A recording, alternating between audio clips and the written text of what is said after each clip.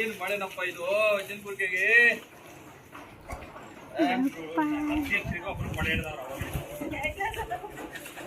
ನೋಡಿ.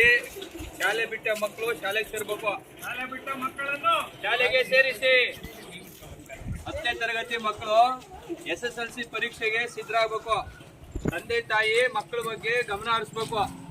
ಪೋಷಕರ ಸಭೆ ಕರೆದ್ರೆ ಶಾಲೆಗೆ ಬರಲ್ಲ ಪೋಷಕರು. ಪಾಪ ಅವ್ರಿಗೆ ಬೇಕಾದಷ್ಟು ಕೆಲಸಗಳು ಇರ್ತವೆ, ತೊಂದರೆ ಇಲ್ಲ. ಈಗ ಶಾಲೆನೇ ಮನೆ ಬಳಿ ಬರ್ತಾ ಇದೆ. ಪೋಷಕರ ಮನೆ ಹೋಗ್ತಾ ಇದೀವಿ, ಮಕ್ಕಳನ್ನ ಭೇಟಿ ಮಾಡ್ತಾ ಇದೀವಿ. ಬಿಡಲ್ಲ ನಾವೇ ಬಂದು ಮಕ್ಕಳ ಮನೆಗೆ ಹೋಗ್ತೀವಿ. ಮಕ್ಕಳು ಏನು ಓದ್ತಾ ಇದಾರೆ ನೋಡ್ತೀವಿ, ಪೋಷಕರ ಹತ್ರ ಮಾತಾಡ್ತೀವಿ. ನೋಡಿ, ಮಳೆ ಸುರಿತಾ ಇದೆ, ಆದ್ರೂ ಕೂಡ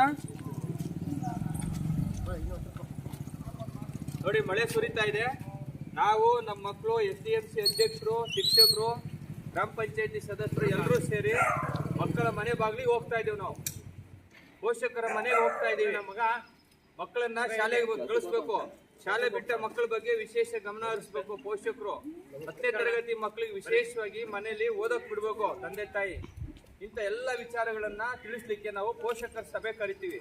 ಆದ್ರೆ ಪೋಷಕರು ಬರೋದಿಲ್ಲ. ಕಾರಣ ಪಾಪ ಅವ್ರಿಗೆ ನಿತ್ಯದ ಬದುಕಿಗಾಗಿ ಅವರು ಕಾರ್ಖಾನೆಗಳಿಗೆ ಹೋಗಿ ದುಡಿತಾರೆ, ಹೊಲ ಗದ್ದೆಗಳಲ್ಲಿ ದುಡಿತಾರೆ. ಈಗ ಮುಂಗಾರು ಬಿತ್ತನೆ ಕೆಲಸ ಇರುತ್ತೆ, ಅದನ್ನೆಲ್ಲ ಮನಗಂಡು ನಾವೇನ್ ಮಾಡ್ತಾ ಇದೀವಿ, ಈಗ ನಾವುಗಳೇ ಎಲ್ಲ ಶಿಕ್ಷಕರು ಬೆಳಿಗ್ಗೆ ಬಂದು ಮಳೆ ಸುರಿತಾ ಇದೆ ಆದ್ರೂ ಪೋಷಕರ ಮನೆಗೆ ಹೋಗ್ತೀವಿ. ಶಾಲೆಯ ಎಲ್ಲಾ ಶಿಕ್ಷಕರು, SDMC ಅಧ್ಯಕ್ಷರು, ಸದಸ್ಯರೆಲ್ಲರೂ ಸೇರಿ ಮಕ್ಕಳ ಮನೆ ಬಾಗಿಲಿಗೆ ಹೋಗ್ತಾ ಇದೀವಿ.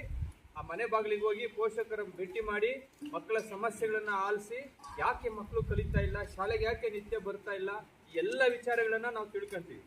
ಬನ್ನಿ ಹೋಗೋಣ ಬರ್ರಿ.